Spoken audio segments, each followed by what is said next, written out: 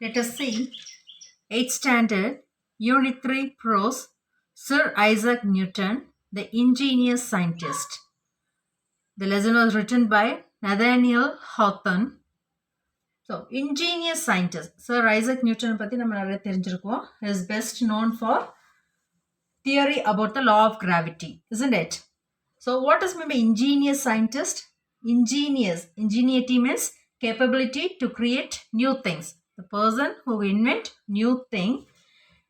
And ingenious scientist அப்படின்னா புதியன உருவாக்கக்கூடிய ஒரு அறிவியல் மேதை அப்படின்றது தான். Okay.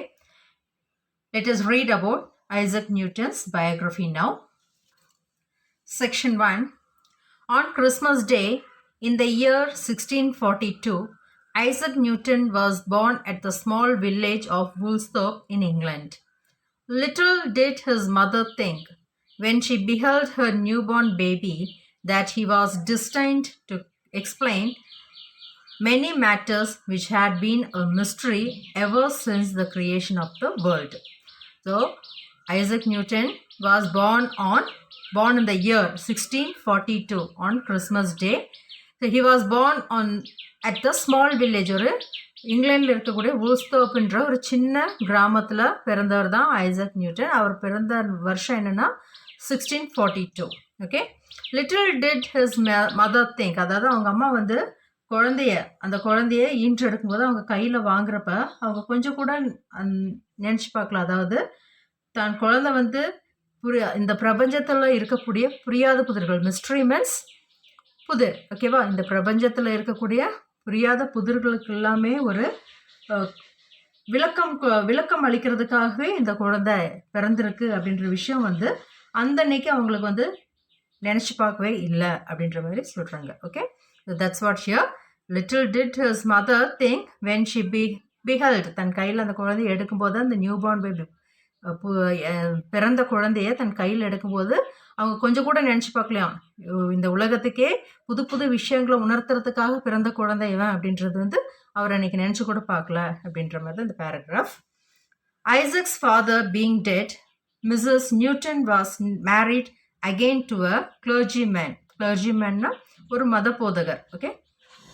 And went to reside at North Witham. So நியூட்டனோட அப்பா இறந்துடுறாங்க. அவங்க வந்து செகண்ட் மேரேஜ் ஒரு கிளர்ஜிமேன், ஒரு மத போதகரை கல்யாணம் பண்ணிக்கிறாங்க. ஸோ அவரோட நார்த் விதம்ன்ற பிளேஸுக்கு அவங்க குடிபெயர்ந்துடுறாங்க. Isaac was left to the care of his good old grandmother who was very kind to him and sent him to school. So அவங்கள வந்து ஐசக் நியூட்டனை வந்து அவங்களோட பாட்டிமா தான் கவனிச்சுக்கிட்டாங்களாம். So she was very kind and lovable to him. அவங்க Isaac நியூட்டன்னாவே அவங்களுக்கு உயிர், அந்தளவுக்கு பாதுகாத்து அவங்க அந்த குழந்தைய பாதுகாத்து அந்த ஸ்கூலுக்கெல்லாம் அனுப்பி நல்லா பராமரித்து வந்திருக்காங்க நியூட்டனை. In his early years, Isaac was chiefly remarkable for his ingenuity in all mechanical occupations. அதாவது சிறு வயதிலேயே அவங்க வந்து இன்ஜினிட்டி means ability to create new things. அதான் ஒரு இளம் வயதிலேயே வந்து புது புது விஷயங்களை வந்து அதுவும் மெக்கானிக்கல் விஷயத்தில் வந்து ரொம்ப திறமசாலியாக இருந்திருக்காங்க. He had a set of little tools and saws of various sizes manufactured by himself. So ஒரு சின்ன சின்ன டூல்ஸ், இந்த அரம் சுற்றி இந்த மாதிரி டூல்ஸ் எல்லாம் தேவைப்படும் இல்லை, மெஷினரிஸு, அது எல்லாமே சைஸ் வரையாக அவரே சொந்தமாக மேனுஃபேக்சர் பண்ணி வச்சுருக்காரு. மேனுஃபேக்சர் சொந்தமாக தயாரிச்சு தன் கையில் வச்சுருந்துருக்காரு. With the aid of these, Isaac contrived means created to make many curious articles. அந்த பொருட்களை வச்சு சின்ன சின்ன ரொம்ப கியூரியஸான சின்ன சின்ன விஷயங்கள் எல்லாத்தையுமே, சின்ன சின்ன பொருட்கள் எல்லாமே அவர் கண்டுபிடிச்சிருந்தாருங்க. At which he worked with so much skill that he seemed to have been born with a saw or chisel in his hand. அவருடைய ஒவ்வொரு வேலையோட நுணுக்கங்களும் பார்க்கும்போது இவர் பிறக்கும்போதே தன் கையில் வந்து மெஷினரிஸோடு பிறந்த மாதிரி இருக்குமா. ஸோ அப்படி சின்ன சின்ன விஷயங்கள், புதிய கண்டுபிடிப்புகள் அவர் இளம் வயசுலேருந்தே தொடர்ந்து செஞ்சுட்டு இருந்திருக்காரு. The neighbors looked with vast admiration at the things which Isaac manufactured, and his old grandmother, I suppose, was never weary of talking about him. So பக்கத்தில் இருக்கிறவங்க, நெய்பர்ஸ் மீன்ஸ் பக்கத்தில் இருக்கிறவங்கெல்லாம் வந்து ரொம்ப ஆச்சரியப்பட்டாங்களாம் ஐசக்குடைய மேனுஃபேக்சர்ஸை பற்றி. புது புது கண்டுபிடிப்புகளை பற்றி அவங்க ரொம்ப பிரமிச்சு போயிருந்திருக்காங்க. அட்மையர்ட் மீன்ஸ் பிரமிச்சு போய் ஆச்சரியப்பட்டிருக்காங்க. அவங்க பாட்டிமாவுக்கும் வந்து தன் பேரனுடைய புகழ் பாடுறதுல கொஞ்சம் கூடி டயர்டே ஆக மாட்டாங்க. Weary means tired. அவங்க பாட்டிமா தன் பேரனோட புகழ் பேசுறதுலையும் டயர்டே ஆக மாட்டாங்க. He will make a capital workman one of these days, she would probably say. No fear, but what Isaac will do well in the world and be a rich man before he dies. So அவங்க பாட்டிமா அடிக்கடி என்ன சொல்லுவாங்களாம், capital ஒர்க்மேன்னா ஒரு தலை சிறந்த கருவிகளை கொண்டு வேலை செய்யக்கூடிய ஒரு பெரிய வேலைக்காரன் இந்த உலகத்தில் அவன் வருவான். அடிக்கடி அந்த வார்த்தைகளை அவங்க சொல்லுவாங்க. ஒரு நாள் இந்த உலகத்தில் மிகப்பெரிய ஒரு பணக்காரனாக தான் வாழ்ந்து மறைவார் அப்படின்னு அப்போவே அவங்க பாட்டிமா வந்து சொல்லிக்கிட்டே இருப்பாங்களாம்.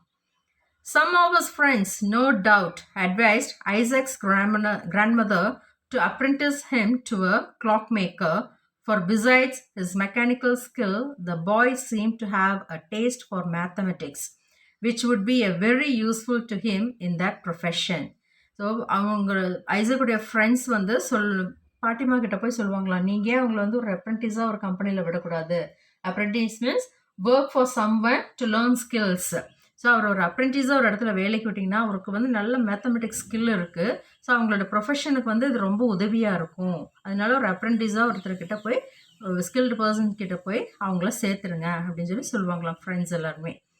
And then in due time Isaac would set up for himself and would manufacture curious clocks like those that contain sets of dancing figures which issue from the dial plate when the hour is struck, or like those where a ship sails across the face of the clock and it's seen tossing up and down on the waves as often as the pendulum vibrates.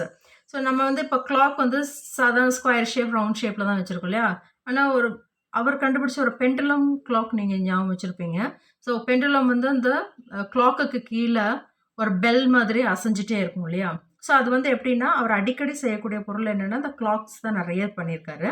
அதுலேயும் ஒரு அந்த ரொம்ப curious ரொம்ப ஆர்வமாக ஒரு clocks தான் manufacture பண்ணியிருக்காரு. அதில் எந்த மாதிரி கிளாக்னா அந்த பெண்டுலம் மாதிரி.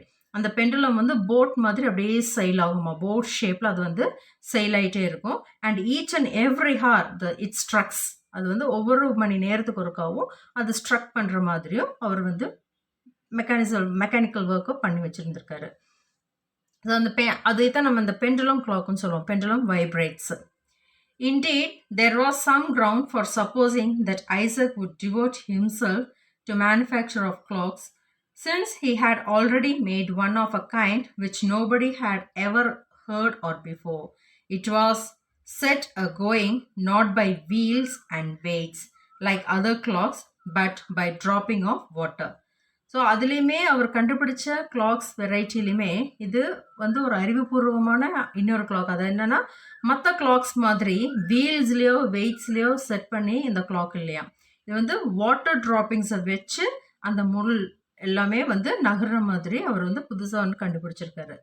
This was an object of great wonderment to all people in the neighborhood, and it must be confessed that there are few boys or men either who could contrive to tell what a clock it is by means of bowl of water. Indeed, it means really there was some ground for supposing that Isaac would devote himself to the manufacture of clocks. அதாவது உண்மையிலேயே வந்து அவர் வந்து இந்த clock செய்கிறதுல வந்து தன்னையே வந்து அர்ப்பணிக்கிறது. டிவோட் ஹிம்செல்ஃப்னு தன்னையே வந்து அர்ப்பணித்து அந்த வேலையில் ஈடுபாடோடு இருப்பார் அப்படின்றதுக்கு ஒரு ஆதாரமானது தான் இப்போ கண்டுபிடிக்க. அதாவது இது வரைக்கும் அவர் ட்ரை பண்ணாதது, அதாவது since he had already made one of a kind which nobody had ever heard of before. Already கண்டுபிடிச்சதே வந்து ஒரு புதிய விஷயம் தான் கிளாக் கண்டுபிடிச்சது. ஆனால் அதுலேயும் அவங்க வந்து நியூ இன்வென்ஷன்ஸ். அது எப்படின்னா it was a set going not by wheels and weights. இது வரைக்கும் செஞ்ச கிளாக்ஸ் எல்லாம் பார்த்தீங்கன்னா வீல்ஸாலையும் வெயிட்டாலையும் தான் அது ரன் ஆகிட்டே இருந்திருக்கு. ஆனால் இப்போ ஒரு புதுசாக கண்டுபிடிச்சிருக்கிற என்னென்னா like other clocks but by dropping off water. Drops அதாவது வாட்டர் வந்து நீர் துளிகளை வச்சு மணியை கணக்கிடுற மாதிரி அவர் ஒரு புதிய ஒரு கிளாக் வந்து இன்வென்ட் பண்ணியிருக்காங்க. This was an object of great wonderment to all the people in the neighborhood. இந்த விஷயம் வந்து எல்லாருக்குமே ஒரு விசித்திரமான ஒரு அதிசயமான ஒரு விஷயமா பக்கத்தில் இருக்கிறவங்களாம ஃபீல் பண்ணியிருக்காங்க. எப்படி ஒரு water drops dropping off water வச்சு அப்படியே டைம் கால்குலேட் பண்ணுறாரு அப்படின்றது. And it must be confessed that there are few boys or men either who could contrive to tell what clock it is by means of bowl of water. அதாவது ஒரு ஒரு பவுலில் இருக்கிற தண்ணி வச்சே எப்படி வந்து ஒரு சின்ன பசங்கள்லேருந்து பெரியவங்க வரைக்கும் அந்த டைமிங்ஸை கணக்கிட்டு சொல்லக்கூடிய முடிகிற அளவுக்கு அவர் வந்து அவரோட இன்வென்ஷன்ஸ் வந்து அந்த ட்ராப்பிங் ஆஃப் வாட்டர் அந்த கிளாக்கை ரெடி பண்ணியிருக்காரு இல்லையா, அதில் வந்து தெரிஞ்சிருக்கு. Besides the water clock, Isaac made a sundial. Thus the grandmother was never at loss to know the hour, for the water clock would tell it in the shade and the dial in the sunshine. The sundial is said to be still in existence at Woolsthorpe on the corner of the house where Isaac dwelt. Beside the water clock, Isaac made a sundial. அதாவது நீர்க்கடிகாரத்தை உருவாக்கின பின்னாடி அவர் என்ன பண்ணியிருக்காருன்னா, Isaac ஒரு சூரிய கடிகாரத்தை invent பண்ணியிருக்காரு. சன்டைல் means ஒரு சூரிய கடிகாரத்தை அவர் வந்து இன்வென்ட் பண்ணியிருக்காரு. இதனால என்னாச்சுன்னா அவங்க பாட்டிக்கு வந்து டைம் கால்குலேட் பண்ணுறது, அதாவது டைம் தெரிஞ்சுக்கிறதுல ஒன்றும் அவ்வளோ பெரிய ப்ராப்ளமாகவே இருந்திருக்கலாம், அவ்வளோ பெரிய சிரமம் ஏற்படலை அப்படின்ற மாதிரி சொல்கிறாங்க. வாட்டர் கிளாக் வந்து அவங்க என்ன பண்ணியிருக்கிறாங்கன்னா நிழல் நீர் கடிகாரம் அப்படின்றத சொல்கிறாங்க. சன்டைல்ன்றது வந்து சூரிய கடிகாரம். ஸோ இது வந்து இன்னுமே வந்து வுல்ஸ்தாப்பில் அவர் வசிச்சிருந்த டுவெல்ட் மீன்ஸ் ஐசக் வசிச்சிருந்த வீட்டில் இன்னுமே இருக்குது அப்படின்றாங்க இந்த பேராகிராஃபில். Okay, next, Isaac possessed a wonderful faculty of acquiring knowledge by the simplest means. For instance, what method do you suppose he took to find out the strength of the wind? He jumped against the wind, and by the length of his jump, he could calculate the force of a gentle breeze, a brisk gale, or a tempest. Thus, even in his boyish sports, he was continually searching out of the secrets of philosophy. So, Isaac possessed a wonderful faculty of acquiring knowledge. Acquiring means gaining knowledge. அதாவது ஒரு விஷயத்தை ஒரு simplest means of இன்ஸ்டன்ஸை வச்சே, simplest means ஒரு சாதாரண பொருட்களை வச்சே வந்து அவர் வந்து மிகப்பெரிய ஒரு அற்புதத்தை கண்டுபிடிக்கிற அளவுக்கு ஒரு கெய்னிங் நாலேஜ் அவர்கிட்ட இருந்திருக்கு. ஸோ ஃபார் எக்ஸாம்பிள் என்னென்னா, what method do you suppose he took to find the strength of a wind. So strength of a wind, காற்றினோட வலிமையை ஒரு சாதாரண ஒரு விஷயத்தில் ஒரு எளிமையான முறையில் அவர் கண்டுபிடிச்சாராம். What is that means? He jumped against the wind, and by the length of his jump, he could calculate the force of a gentle breeze. அதாவது ஒரு ஜம்பில் அந்த காற்றினுடைய அளவு இருக்கும் இல்லையா, அந்த லென்த்தை வச்சே அவர் வந்து விண்டோடைய ஃபோர்ஸ் என்னன்றது, ஜென்டில் விண்டாக இருந்தால், ப்ரீஸாக இருந்தாலும் சரி, பிரிஸ்க் கேல் பெரிய சூறாவளி, அதாவது புயலாக இருந்தாலும் சரி, சூறாவளி டெம்பஸ்ட் மீன்ஸ் சூறாவளி, இந்த 3 விதமான காற்றுகளையுமே அவர் வந்து கால்குலேட் பண்ணுறாங்களாம். So he was very talented to calculate the force of a wind. Thus, even in his boyish sports, he was continually searching out for the secrets of philosophy. So அவர் சின்ன வயதிலிருந்தே அவர் எப்போவுமே வந்து தத்துவத்தினுடைய ரகசியம், இந்த ஃபிலாசபி மீன்ஸ் தத்துவத்துடைய ரகசியத்தை ஆராயறதுல ரொம்ப டேலண்டடாக இருந்திருக்காரு. அவர் வந்து அவருடைய தேடல் வந்து கண்டினியூஸாகவே இருந்திருக்கு. He was continually searching out for the secrets of philosophy. தத்துவத்தினுடைய சீக்ரெட்ஸை தேடுறதுல ரொம்ப ஈடுபாடோட கண்டினியூஸாக அவர் வந்து ஒர்க் அவுட் பண்ணியிருக்காரு அப்படின்றது தான் இந்த paragraph. Not far from his grandmother's residence there was a windmill which operated on new plan. Isaac was in habits of going thither frequently and would spend whole hours in examining its various parts. While the mill was at rest, he pried into its internal machinery when its broad sails were set in motion by the wind. He watched the process by which the mill stones were made to revolve and crush the grain that was put into the hopper. After gaining a thorough knowledge of its construction, he was observed to be unusually busy with his tools. So not far from his grandmother residency, அதாவது அவங்க பாட்டி வீட்டு பக்கத்தில் தேர் was அ விண்மில், ஒரு காற்றாலை இருந்துதான். So which operated on a new plan, ஒரு புதுவிதமான ஒரு காற்றாலை அவங்க வீட்டு பக்கத்தில் இருந்திருக்கு. ஸோ அது எப்படி ஆப்ரேட் பண்ண, புதிய விதமாக அது ஆப்ரேட் பண்ணதில்லை. அப்போ ஐசக் வந்து ஒரு ஹேபிட் இருக்குது, அடிக்கடி போவாராம். So going thither frequently, he used to go often it seems there, அடிக்கடி அங்கே போவாராம். And would spend whole hours in examining its various parts. ஃப்ரீயாக இருக்கும்போதெல்லாம் போய் அவர் போய் எக்ஸாமின் பண்ணுறான், ஆராய்ச்சி பார்ப்பாராம், எப்படி இது வேரியஸ் பார்ட்ஸ், ஒவ்வொரு பார்ட்ஸும் எப்படி அது ஒர்க் பண்ணுது, எப்படி அது இயங்குது அப்படின்றத அவர் அடிக்கடி போய் பார்ப்பாராம். While the mill was at rest, he pried into its internal machinery.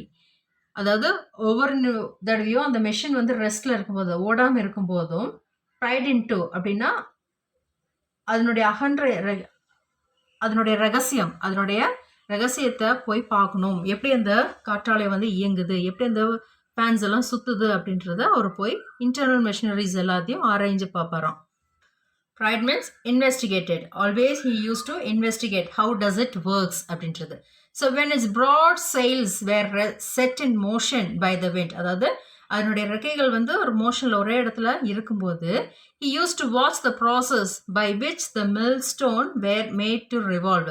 So அந்த உள்ளே இருக்கிற எந்த பார்ட் இந்த ஃபேன்ஸ் எல்லாம் சுத்த வைக்குது, எந்த கற்களை வந்து இந்த ஃபேன்ஸை சுத்த வைக்குது, எப்படி இதெல்லாம் ஒர்க் அவுட் ஆகுது அப்படின்ற மாதிரி அவர் ரொம்ப இன்வெஸ்டிகேட் பண்ணியிருக்காரு. And crush the grain that was put into the hopper.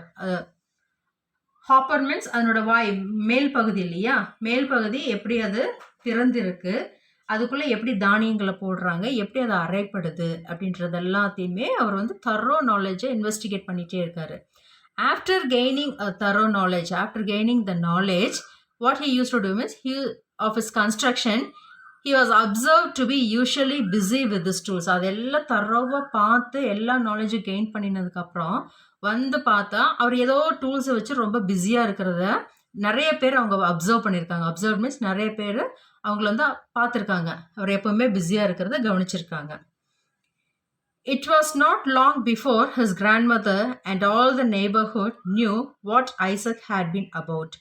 He had constructed a model of a windmill, though not so large, I suppose, as one of the box traps which boys set to catch squirrels yet.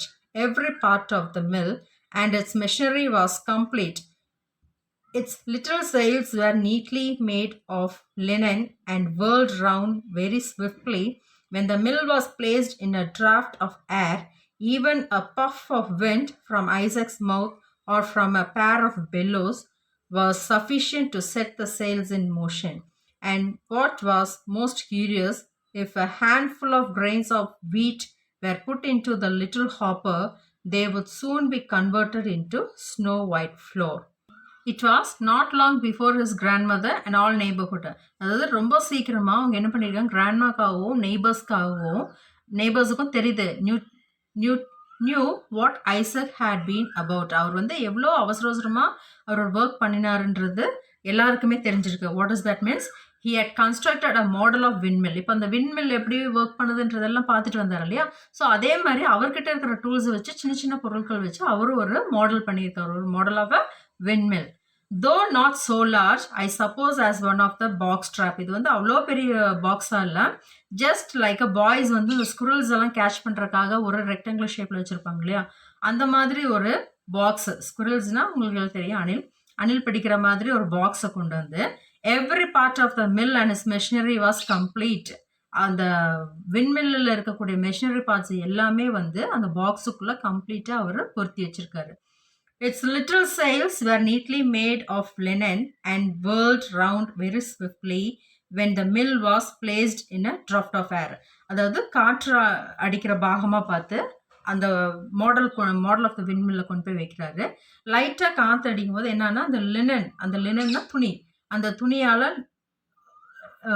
ஒரு செயல், அதாவது find பண்ணி வச்சுருக்காரு, ஒரு எப்படி சொல்ல, ஒரு pant மாதிரி பண்ணி வச்சுருக்காங்க. ஸோ ஒவ்வொரு தடையும் காற்று அடிக்கும் போதும் அது வந்து சுத்தமாக, அது வந்து வேர்ல்ட் மீன்ஸ் ரவுண்ட் ஸ்விஃப்ட்லி, சீக்கிரமாக அது வந்து சுத்த ஆரம்பிக்குது.